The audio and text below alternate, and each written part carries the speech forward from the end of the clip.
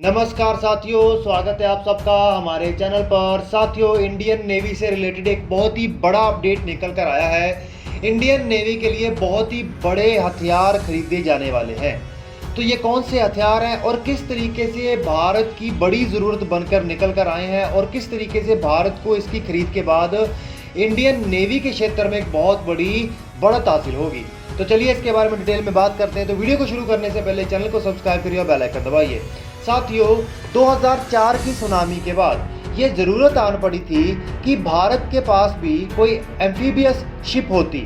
लेकिन अगर हम शिप्स की बात करें तो देखें तो किसी भी देश की नौसेना में एयरक्राफ्ट कैरियर होते हैं, फ्रिगेट्स होते हैं, डिस्ट्रॉयर्स होते हैं, सबमरीन्स होती हैं। लेकिन उसी देश की सेना के पास एम्फीबियंस भी पाए जाते हैं। यूएस जैसी आर्मीज़ या फिर रशिया जैसी आर्मीज़ के पास, उसके अलावा हम इंग्लैंड जैसी आर्मीज़ के पास क्या होते हैं, एम्फीबियस शिप होती हैं। ये शिप दूसरे एयरक्राफ्ट कैरियर, फ्रिगेट और डिस्ट्रॉयर से बिल्कुल हटके अलग होते हैं। ये डुअल काम करते हैं। ये किसी एयरक्राफ्ट कैरियर, यूएवी, हेलीकॉप्टर, इन सब के लिए एक कैरियर का काम भी करते हैं और उसी के साथ साथ ट्रूप्स डिप्लॉयमेंट का काम भी करते हैं। इसके अंदर टैंक्स, हेलीकॉप्टर्स और उसके अलावा ट्रूप्स, फौजी, सैनिक, इन सब को डिप्लॉय किया जा सकता है और बड़े स्तर पर हथियार भी डिप्लॉय किए जा सकते हैं। मुख्यतः तौर पर यह देखा गया है कि कोई भी दूसरे बड़े देश की सेना जैसे रशिया, अमेरिका, ये कहीं भी अपने सैनिकों को बहुत ही जल्दी से डिप्लॉय करने में कामयाब इसलिए होते हैं क्योंकि इनके पास एम्फीबियस शिप्स होती हैं। उसके ऊपर ये अपने हेलीकॉप्टर्स, इसके ऊपर अपने फाइटर जेट, यूएवीज और इसके अलावा अपने टैंक्स या ट्रूप्स को भी ये डिप्लॉय करके रखते हैं, जिसको बहुत ही तेज़ी से किसी दूसरी सेना, किसी दूसरे देश में जाकर, तट में जाकर डिप्लॉय कर दिया जाता है। इसी को लेकर भारत भी बहुत लंबे समय से इस दिक्कत से जूझ रहा था और पिछले एक दशक से भारत चाहता है कि भारतीय सेना के अंदर भी कम से कम 4 की संख्या में तो एम्फीबियस शिप्स हो।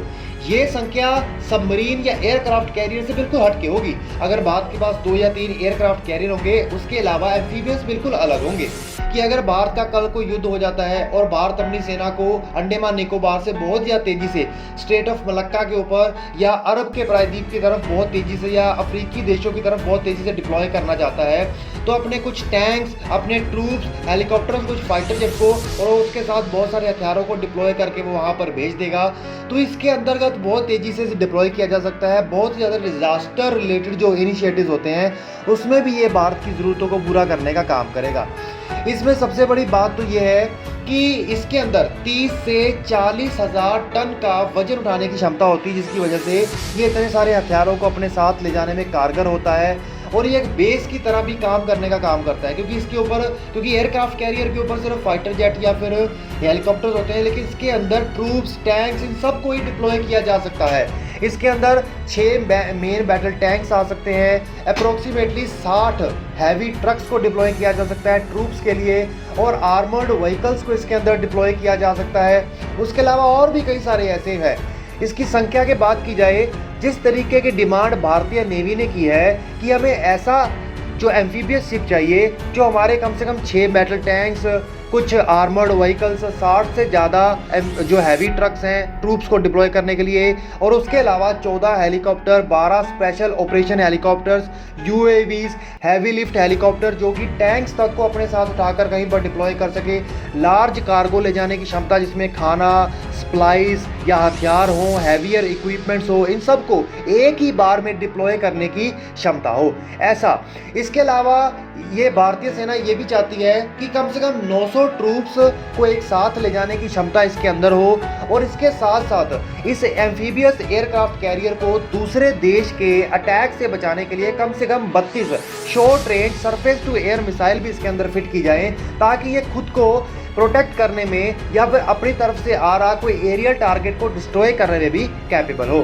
तो इसके लिए भारत ने जब सबसे पहले प्राइस निकाला, $2 बिलियन तक का खर्चा निकल कर आ रहा था। इसके चलते भारत को ऐसी एम्फीबियस शिप बेचने के लिए फ्रांस, स्पेन और यूएस सबसे आगे निकल कर आए थे। लेकिन जब से चाइना ने अपना एक एम्फीबियस एयरक्राफ्ट कैरियर निकाला है जिसके चलते 40,000 टन की उसके पास क्षमता आई है, तो भारत की भी एस्पिरेशंस बढ़ गई हैं कि हमें भी एक हाई कैपेबिलिटी वाला कोई एम्फीबियस शिप मिले। इसके चलते भारत ने टेंडर भी जारी किया है और भारत चाहता है कि वैसे तो ये देश के अंदर ही पूर्ण रूप से डेवलप किया जाए, लेकिन हो सकता है कि किसी विदेशी प्राइवेट प्लेयर्स को भी इसके अंदर इंडक्ट किया जाए। इसके चलते ये बात तो अलग है कि इसमें कोई डाउट नहीं है कि भारत के पास एक तरफ उसके एयरक्राफ्ट कैरियर्स हो गए, दूसरी तरफ सबमरीन्स, डिस्ट्रॉयर, फ्रिगेट्स हो गए, और एक बार भारत के पास अगर एम्फीबियस शिप आ जाता है तो भारत की जो डिप्लॉय कैपेबिलिटी होगी अपनी सेना को किसी भी इलाके में लेकर या फिर बिल्कुल नए इलाके में लेकर, ये बहुत ही ज़्यादा बढ़ जाएगी। तो ये आप हमारे लिए एक बहुत ही बड़ी खबर होगी। और सबसे बड़ी बात तो यह है कि जो इसकी क्रूजिंग स्पीड होगी वो 14 से 16 तक नॉट तक की होगी, और शिप की लेंथ कहा जा रहा है कि 200 मीटर कम से कम लेंथ में होना चाहिए, ये बात उन्होंने कही है। और इसकी इकोनॉमिकल स्पीड के अलावा उन्होंने कहा है कि कम से कम 10,000 नॉटिकल माइल्स की ये रेंज को कवर कर सके एक बार में, इतना बड़ा होना चाहिए। तो ये इसके अंदर इलेक्ट्रिकल प्रोपोजल इंजन की वो बात कर रहे हैं, सिस्टम लगाया जाएगा। तो इसके चलते भारत को एक बहुत ही बड़ा मतलब अपडेट निकल कर आया है इसके नेवी से रिलेटेड, लेकिन नेवी की इसके अंदर बहुत सारी कैपेबिलिटीज़ निकल कर आएंगी।